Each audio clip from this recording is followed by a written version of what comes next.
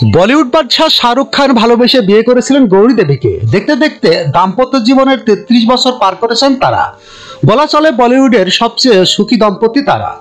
তাদের সেই দাম্পত্য ধর্ম কখনোই ফ্যাক্টর হয়ে দাঁড়ায়নি, তা বহু সাক্ষাৎকারে জানিয়েছে শাহরুখ।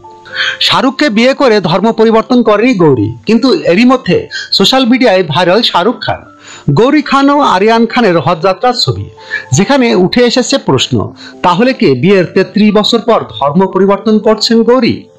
1991 সালের 25 অক্টোবর হিন্দু রীতি মেনে বিয়ে করেন গৌরী ও শাহরুখ। সেই সময় শাহরুখ ছিলেন স্ট্রগার। নানা সাক্ষাৎকারে গৌরী জানিয়েছেন যে কখনো তাকে ধর্মান্তরিত হওয়ার কথা বলেনি শাহরুখ। এমনকি শাহরুখ খান নিজেও পাঠান এবং জওয়ান রিলিজের আগে তিরুপতি হয়ে গিয়েছিলেন। এদিকে শাহরুখ ও গৌরী সন্তান আরিয়ান জন্মেছে 1997 সালে, সুহানা জন্মেছে 2000 ও আব্রাহাম জন্মেছে 2013 সালে। ছোট থেকেই সন্তানদের ধর্মনিরপেক্ষ পরিবেশে বড় করে তুলেছেন।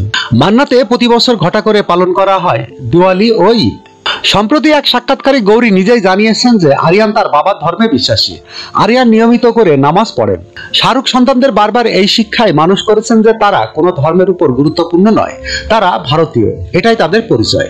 বিয়ের 33 বছর কেটে গেলেও ধর্মান্তরিত হয়নি গৌরী। নামের সঙ্গে খান পদবি লাগালেও তিনি এখনো হিন্দু।